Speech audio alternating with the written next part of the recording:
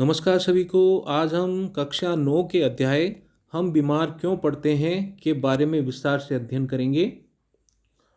सबसे पहले रोग, जिसे इंग्लिश में डिजीज़ भी कहा जाता है, इसके बारे में जानते हैं।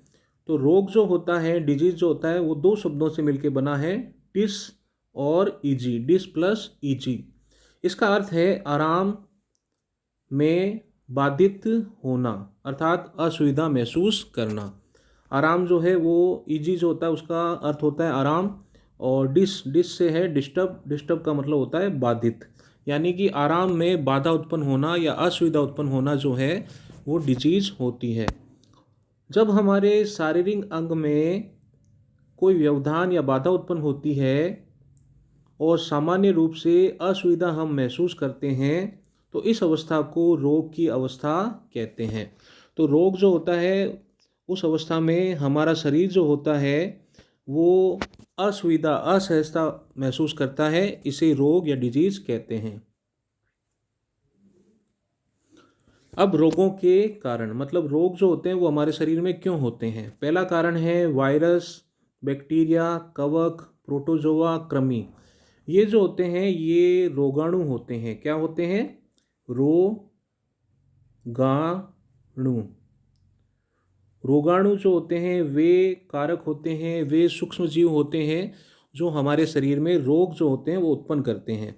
तो ये जो वायरस, बैक्टीरिया या जीवाणु, कवक, प्रोटोजोआ और कृमि जब हमारे शरीर के अंदर प्रवेश करते हैं तो हमारे शरीर में रोगों से लड़ने की जो क्षमता होती है, रोगों से लड़ने के लिए जो तंत्र होता है, जिसे हम रोग प्रतिरोधक क्षमता या रोग प्रतिरोधक तंत्र कहते हैं, वो इन सूक्ष्म जीवों के साथ में लड़ाई करता है।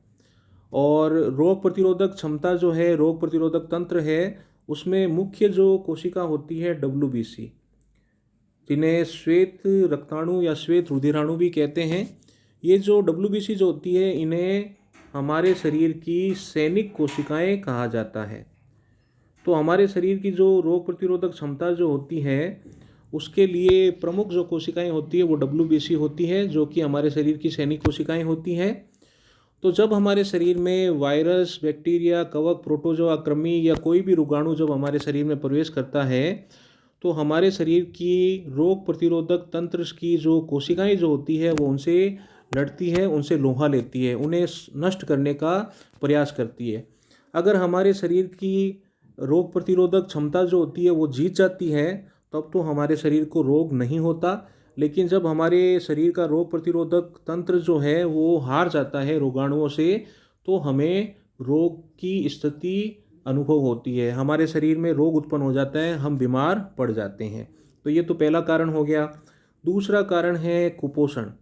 कुपोषण कुपोषण का मतलब जो भोजन के मुख्य पोषक तत्व जो होते हैं उनकी कमी की वजह से हमारे शरीर में कुपोषण हो जाता है, और कुपोषण जो है वो भी विभिन्न रोगों का कारण बनता है। अगला है आनुवंशिक विभिन्नता। कई रोग ऐसे होते हैं जो आनुवंशिकता पर निर्भर करते हैं। तो आनुवंशिकता पर निर्भर, कई रोग ऐसे होते हैं जो आनुवंशिकता पर निर्भर करते हैं, और उनकी वजह से भी हमारे शरीर में रोग उत्पन्न हो जाता है, जैसे हीमोफीलिया वगैरह, डाउन सिंड्रोम वगैरह, पटाऊ सिंड्रोम वगैरह, एडवर्ड सिंड्रोम। ये सारे क्या है, आनुवंशिक जो असामान्यता होती है, विभिन्नता जो होती है, उसकी वजह से ये रोग उत्पन्न होते हैं। इसके अलावा पर्यावरण प्रदूषण, जैसे हवा, वायु का प्रदूषण, पानी या जल का प्रदूषण। तो पर्यावरण के प्रदूषण की वजह से भी हमारे शरीर में कई रोग उत्पन्न हो जाते हैं। गंदे पानी की वजह से, प्रदूषित वायु की वजह से, प्रदूषित जल की वजह से हमारे शरीर में कई रोग जो हैं वो उत्पन्न हो जाते हैं। टीकाकरण का अभाव। टीकाकरण, छोटे बच्चों को वैक्सीनेशन किया जाता है, टीके लगाए जाते हैं विभिन्न रोगों के, जैसे polio, TB, diphtheria, pertussis, tetanus. तो कई रोगों के टीके जो होते हैं वो बच्चों को लगाए जाते हैं। वो विभिन्न रोगों से बचाव के लिए बच्चों को लगाए जाते हैं। इसके अलावा अगर कुत्ता काट जाता है तो कुत्ते के काटने से बचाव के लिए भी टीका या वैक्सीन जो होती है वो लगाई जाती है। वर्तमान संदर्भ में देखा जाए तो जो पेंडेमिक जिससे हम जूझ रहे हैं, जैसे कोविड-19 जो पेंडेमिक है, उससे बचाव के लिए भी वृहद स्तर पर विश्व में टीकाकरण या वैक्सीनेशन की क्रिया की जा रही है। तो अगर ये टीका ना लगाया जाए या वैक्सीनेशन ना किया जाए तो भी कई रोगों का कारण बन जाता है। तो ये तो हो गए रोगों के कारण के बारे में। अब हम रोगों के प्रकारों के बारे में बात करेंगे। तो अवधि मतलब कितना समय रोग रहता है हमारे शरीर में, उसके आधार पर रोग जो हैं वो दो प्रकार के होते हैं। एक तो होते हैं तीव्र रोग, जिसको एक्यूट डिजीज भी कहते हैं। वे रोग जो कम समय के लिए होते हैं, जैसे सर्दी जुकाम, थोड़े से समय के लिए होते हैं, फिर ये ठीक हो जाते हैं। अगला है दीर्घकालीन रोग, जिसे क्रोनिक डिजीज भी कहते हैं। ये रोग अधिक समय तक हमारे शरीर में बने रहते हैं। अधिक समय तक चलने वाले रोगों को दीर्घकालिक या क्रोनिक डिजीज या रोग कहते हैं। जैसे कैंसर, क्षय रोग, टीबी, फील पाँव, एलिफेंटाइटिस, ये रोग जो हैं ये क्रोनिक डिजीज होती है, दीर्घकालीन रोग होते हैं। तो ये अवधि के आधार पर जो रोगों के प्रकार हैं वो हैं। अगले रोगों का प्रकार है फैलने के आधार पर, संक्रमण के आधार पर। तो संक्रमण के आधार पर रोग जो हैं वो दो प्रकार के होते हैं, संक्रामक रोग और असंक्रामक रोग। संक्रामक रोग कम्युनिकेबल डिजीज, असंक्रामक रोग नॉन कम्युनिकेबल डिजीज। तो ये संक्रामक रोग, सबसे पहले संक्रामक रोग, रोगाणु या सूक्ष्म जीवों द्वारा होने वाले रोगों को संक्रामक रोग कहते हैं। मतलब वे रोग जो सूक्ष्म जीवों या रोगाणुओं की वजह से हमारे शरीर में उत्पन्न होते हैं उन्हें संक्रामक रोग कहा जाता है। ऐसे रोग संक्रमित व्यक्ति से स्वस्थ व्यक्तियों में फैल सकते हैं। मतलब ये जो संक्रामक रोग जो होते हैं वो एक मनुष्य से दूसरे मनुष्य में फैल जाते हैं। संक्रामक रोग के उत्पन्न करने वाले विभिन्न कारक जो हैं वो हमने पहले भी पढ़ा था। विभिन्न सूक्ष्मजीव होते हैं, विभिन्न रोगाणु होते हैं, जैसे बैक्टीरिया, फंजाई या कवक, प्रोटोजोआ, कृमि, कृमि कीड़े जो होते हैं उनको कहा जाता है। इसके अलावा वायरस या विषाणु जो हैं ये संक्रामक रोगों के कारण होते हैं। तो रोगाणु व सूक्ष्म जीवों से उत्पन्न होने वाले रोग जो होते हैं वो संक्रामक रोग होते हैं। अगला है असंक्रामक रोग। ये रोग पीड़ित व्यक्ति तक ही सीमित रहते हैं, मतलब एक मनुष्य से दूसरे मनुष्य में ये नहीं फैलते, ये संक्रमित नहीं हो सकते, तो इनको असंक्रामक रोग कहते हैं। ये रोग पीड़ित व्यक्ति तक ही सीमित रहते हैं और अन्य व्यक्तियों में नहीं फैलते हैं, मतलब एक मनुष्य से दूसरे मनुष्य में नहीं फैलते। जैसे हृदय रोग हो गया, एलर्जी हो गया, बीपी हो गया, शुगर हो गया, मोटापा हो गया। तो ये विभिन्न प्रकार के रोग हैं जो असंक्रामक रोग होते हैं, जो संक्रमण नहीं कर सकते। अब कुछ संक्रामक रोग जो हैं उनके बारे में यहाँ पे बताया गया है सारणी में। और संक्रामक रोग और उनके जो संक्रामक रोग के जो कारक हैं, मतलब उनका उन कौन से सूक्ष्मजीव वो संक्रामक रोग उत्पन्न करते हैं, उसकी ये सारणी है। तो सबसे पहले विषाणु या वायरस। तो विषाणु और वायरस से मानव शरीर में विभिन्न संक्रामक रोग होते हैं, जैसे सर्दी जुकाम, चेचक, एड्स, इन्फ्लुएंजा। ये सारे जो होते हैं ये विषाणु या वायरस से हमारे शरीर में उत्पन्न होते हैं। फिर है जीवाणु या बैक्टीरिया। जीवाणु या बैक्टीरिया से हमारे शरीर में जो रोग उत्पन्न होते हैं उनके नाम हैं हैजा और क्षय रोग। खसरा जो है ये यहाँ पे गलत दिया हुआ है। खसरा रोग जो होता है ये भी विषाणु की वजह से होता है, विषाणु की वजह से खसरा रोग जो है वो उत्पन्न होता है। तो क्षय रोग जो है वो जीवाणु की वजह से होता है, जिसे टीबी भी कहते हैं। इसके अलावा एंथ्रेक्स हो गया, टिटनेस हो गया, ये भी जीवाणु से उत्पन्न होने वाले रोग हैं। इसके बाद में कवक या फंजाई। तो कवक या फंजाई से जैसे दाद, खाज, खुजली, ये जो रोग हैं वो कवक या फंजाई की वजह से उत्पन्न होते हैं। इसके बाद में है प्रोटोजोआ। प्रोटोजोआ जो हैं वो भी सूक्ष्मजीव होते हैं, रोगाणु होते हैं। तो प्रोटोजोआ के कारण उत्पन्न होने वाले रोग हैं, प्रमुख रोग हैं मलेरिया, काला आजार रोग, अमीबिया पैचिस आदि। इसके बाद में कृमि, कृमि मतलब कीड़े, कृमि जनित जो रोग हैं, वर्म से जो रोग उत्पन्न होते हैं उनके उदाहरण है फील पाँव, जिसे एलिफेंटाइटिस भी कहते हैं। तो ये कुछ रोग थे और उनके संक्रामक रोग, संक्रामक जो कारक हैं उनको एक सारणी के रूप में दिखाया गया था। अब आगे बढ़ते हैं। तो ये कुछ सूक्ष्मजीव जो हैं उनके स्लाइड प्रेजेंटेशन जो है वो हमें दिखाए गए हैं। मतलब सूक्ष्मदर्शी से जब स्लाइड में देखते हैं तो ये सूक्ष्मजीव जो हैं वो इस प्रकार से दिखाई देते हैं। पहला जो चित्र है ये सार्स विषाणु, जो सार्स बीमारी जो होती है उसको उत्पन्न करता है, उसकी ये स्लाइड है। और इसके बाद में दूसरा जो डायग्राम है, चित्र जो है वो लिस्मानिया जो प्रोटोजोआ होता है, लिस्मानिया जो प्रोटोजोआ होता है उसका ये चित्र है। और लिस्मानिया जो प्रोटोजोआ होता है वो सूक्ष्मजीव जो होता है वो काला जार रोग जो है वो उत्पन्न करता है। इसके बाद में ये जो डायग्राम है, स्लाइड का चित्र जो है वो स्टेफाइलोकोकस बैक्टीरिया या जीवाणु का है। और ये मानव शरीर में जो फोड़े फुंसियाँ होती है, मुहासे वगैरह जो होते हैं वो उत्पन्न करता है। इसके बाद में ये अगला जो चित्र जो है ये ट्रिपेनोसोमा प्रोटोजोआ का चित्र है, जो कि मानव शरीर में निद्रालु व्याधि, स्लीपिंग डिसऑर्डर जो है उसको उत्पन्न करता है। फिर अगला जो चित्र है ये गोलकृमि है, एस्केरिस, और ये मानव शरीर में एस्केरियसिस रोग जो है वो उत्पन्न करता है। तो ये कुछ सूक्ष्मजीव हैं और उनका स्लाइड प्रेजेंटेशन है, उनका सचित्र डायग्राम है।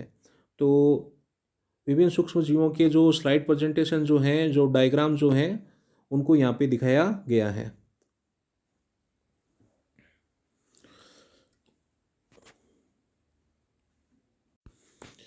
अब हम रोग फैलने के जो साधन हैं उनके बारे में हम विस्तार से अध्ययन करेंगे। मतलब रोग फैलने का साधन, इसका तात्पर्य होता है कि जो संक्रामक रोग जो होते हैं, असंक्रामक रोग तो एक मनुष्य से दूसरे मनुष्य में नहीं जाते हैं, जो संक्रामक रोग जो होते हैं वो एक मनुष्य से दूसरे मनुष्य में संक्रमित होते हैं। तो संक्रामक रोग जो है वो एक व्यक्ति से दूसरे व्यक्ति में किन किन साधनों की सहायता से, किन किन तरीकों से एक मनुष्य से एक दूसरे मनुष्य में फैलते हैं या एक व्यक्ति से दूसरे व्यक्ति में संक्रमित होते हैं, उनके बारे में अध्ययन करते हैं। तो संक्रामक रोग पीड़ित व्यक्ति के संपर्क में आने से स्वस्थ व्यक्ति में फैल जाते हैं। सूक्ष्मजीव या संक्रामक कारक हमारे शरीर में निम्न साधनों के द्वारा प्रवेश करते हैं, जैसे वायु या हवा, भोजन, जल, रोगवाहक, लैंगिक संपर्क आदि। तो अब हम विस्तार से समझते हैं। सबसे पहले वायु द्वारा छींकने और खांसने से रोगाणु वायु में फैल जाते हैं और स्वस्थ व्यक्ति के शरीर में प्रवेश कर जाते हैं। जैसे उदाहरण के लिए निमोनिया, क्षय रोग, सर्दी जुकाम, ये जो अभी कोविड-19 जो है, जो पेंडेमिक अभी चल रही है, वैश्विक महामारी चल रही है, ये भी वायु द्वारा फैलती है। इसके द्वारा जल और भोजन के द्वारा जो रोग फैलते हैं, रोगाणु संक्रामक कारक हमारे शरीर में संक्रमित जल व भोजन द्वारा प्रवेश कर जाते हैं और इस तरीके से फैलने वाले रोगों के उदाहरण हैं हैजा, अमीबिया पेचिस आदि। रोगवाहक द्वारा मादा एनोफिलीज मच्छर भी बीमारी में रोगवाहक का कार्य करता है, जैसे मलेरिया। मादा एनोफिलीज मच्छर जो है वो मलेरिया रोग जो होता है उसको फैलाने का काम करती है। और डेंगू मच्छर जो है वो, उसका डेंगू मच्छर जो है उसका नाम होता है एडिस एजिप्टी मच्छर। तो डेंगू मच्छर जो है वो है एडिस एजिप्टी मच्छर, एडिस एजिप्टी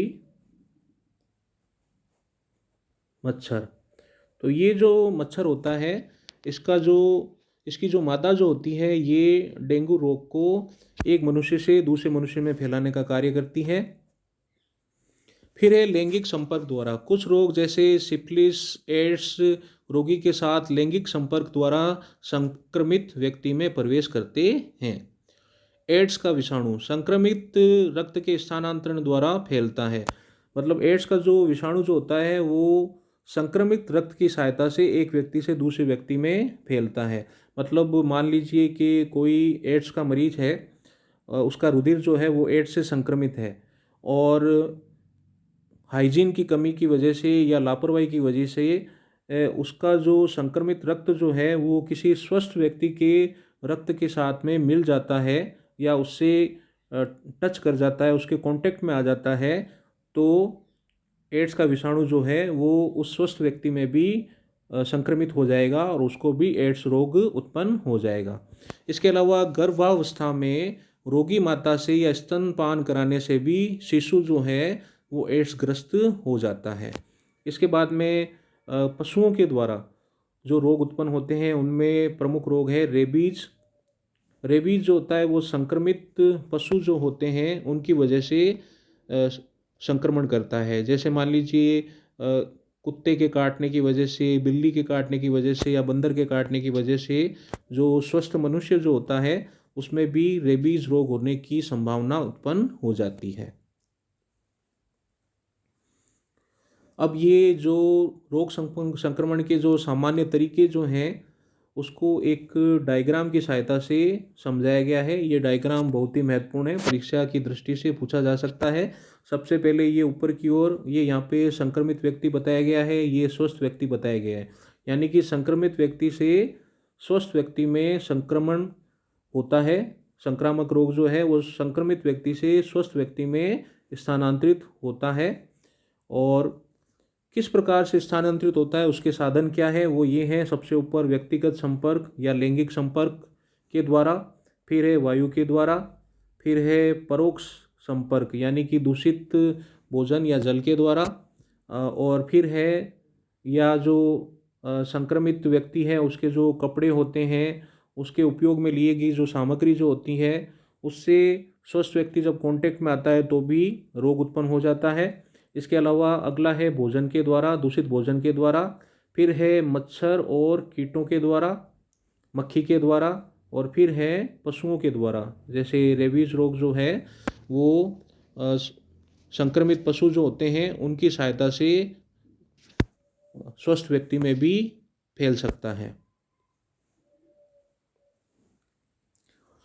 अब हम रोगों के जो उपचार हैं उसके बारे में अध्ययन करेंगे। तो उपचार के नियम, प्रिंसिपल ऑफ ट्रीटमेंट, उपचार के नियम क्या है वो हम जानते हैं।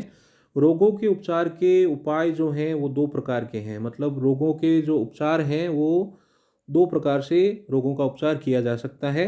सबसे पहले रोग के लक्षणों को कम करने के लिए उपचार करना। मतलब रोग जब होता है हमारे शरीर में तो विभिन्न लक्षण उत्पन्न होते हैं, जैसे शरीर में दर्द होना, उल्टी आना, और शरीर में कहीं पे भी दर्द उत्पन्न हो जाना, बुखार आ जाना, शरीर में सूजन आ जाना। तो ये सब रोगों के लक्षण होते हैं। इनको कम करने के लिए सिम्टोमेटिक ट्रीटमेंट या लक्षण के अनुरूप उपचार किया जाता है। रोगाणुओं को मारने के लिए उपचार, मतलब जो हमारे शरीर में रोगाणु जब प्रवेश कर गए हैं तो उनको मारने के लिए भी उपचार किया जाता है। बहुत सारे एंटीबायोटिक या एंटीवायरल जो दवाइयाँ जो होती है, एंटीफंगल जो दवाइयाँ होती है, जो जीवाणुओं को, विषाणुओं को, कवकों को मारने में हमारे शरीर की सहायता करती है, उनका उपयोग किया जाता है। रोग के लक्षणों को कम करने के लिए उपचार, पहले दवाई रोग के लक्षणों को दूर और कम करने के लिए दी जाती है। जैसे बुखार को कम करने के लिए, दर्द को कम करने के लिए, दस्त को कम करने के लिए, उल्टी को कम करने के लिए दवाइयाँ दी जाती हैं। हम आराम करके ऊर्जा का संरक्षण कर सकते हैं जो हमारे स्वस्थ होने में सहायक होगी। मतलब लक्षणों को जब कम किया जाता है तो हमारे शरीर को आराम मिलता है, और शरीर को आराम मिलता है तो ऊर्जा का संरक्षण होता है, और शरीर जो होता है उसको रोग से ठीक होने में सहायता मिलती है। अगला है रोगाणु को मारने के लिए। रोगाणु को मारने के लिए एंटीबायोटिक या प्रतिजैविक जो पदार्थ जो हैं उनको दिया जाता है, जो कि हमारे शरीर की सहायता करते हैं रोगाणुओं से लड़ने में। उदाहरण के लिए जीवाणु को मारने के लिए मुख्य रूप से एंटीबायोटिक जो है वो दी जाती है। मलेरिया परजीवी को मारने के लिए सिंकोना वृक्ष की छाल से जो औषधि प्राप्त होती है जिसे कुनैन कहा जाता है उसका उपयोग किया जाता है, जो कि मलेरिया रोग को ठीक करने में हमारी सहायता करती है।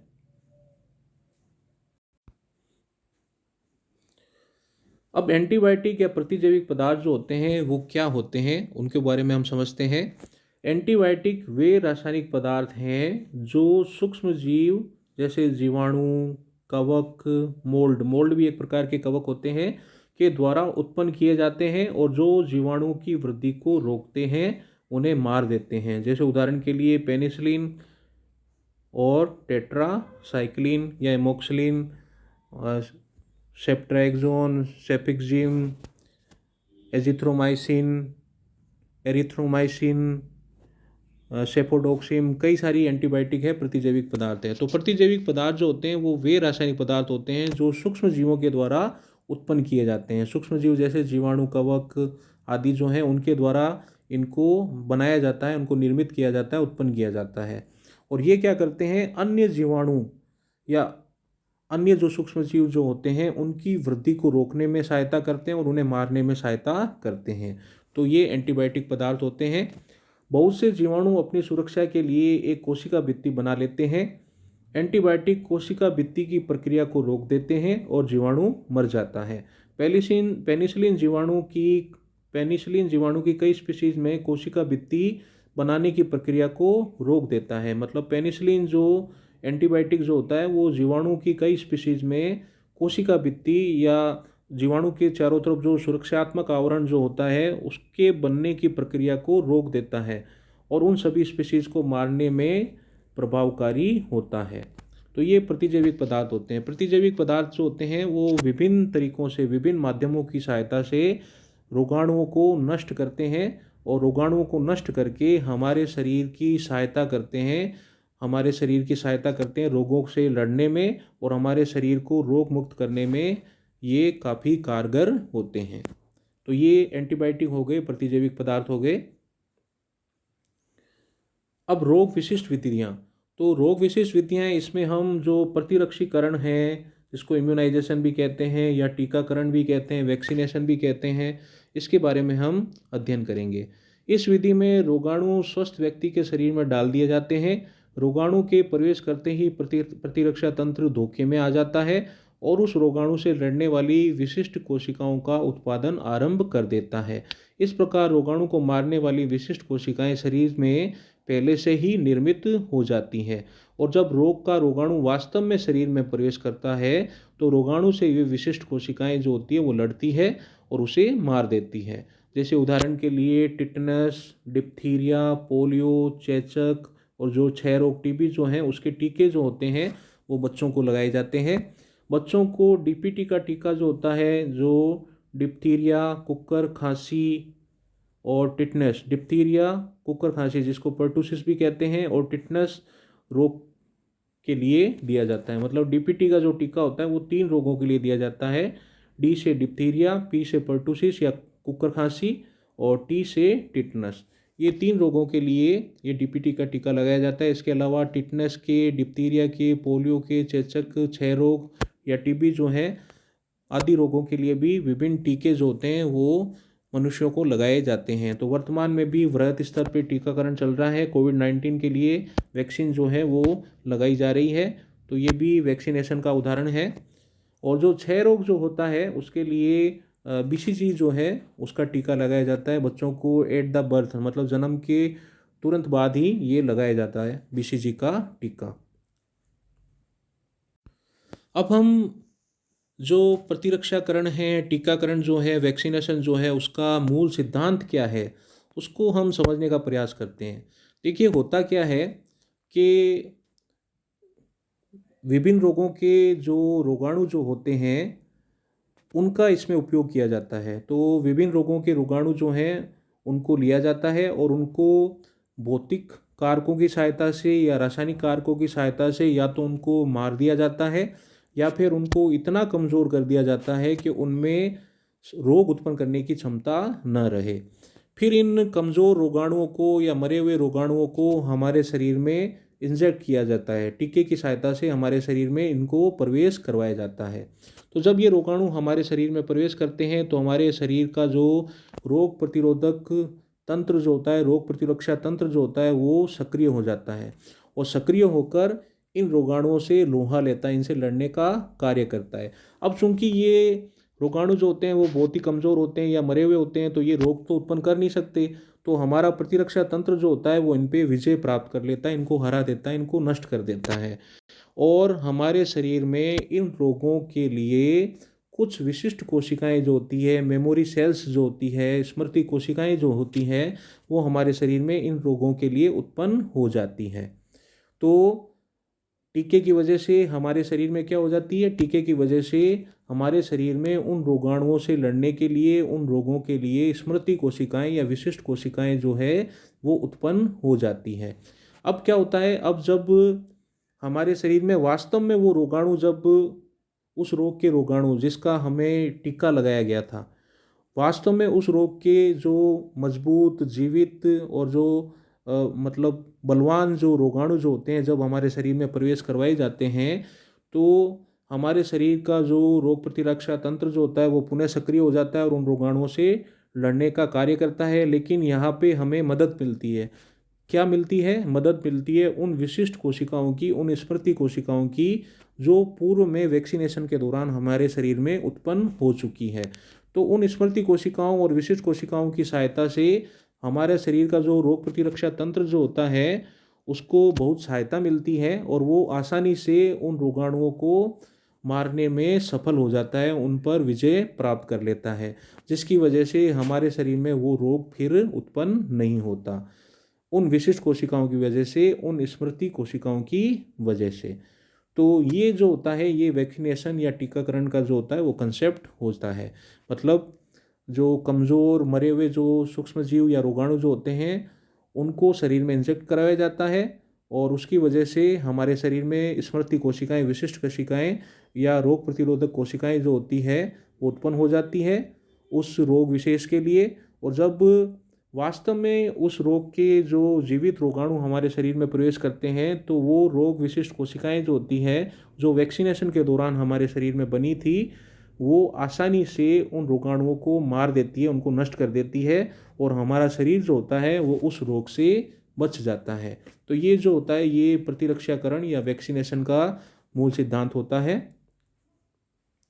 तो इस प्रकार से हमने जो रोग जो होते हैं उनके कारण क्या होते हैं, उनके फैलने के साधन क्या होते हैं, उनका उपचार किस प्रकार से किया जा सकता है, एंटीबायोटिक क्या होते हैं, प्रतिरक्षी क्या होते हैं और जो वैक्सीनेशन जो होता है वो क्या होता है, उसके बारे में हमने विस्तार से अध्ययन किया। तो जय हिंद, जय भारत, धन्यवाद।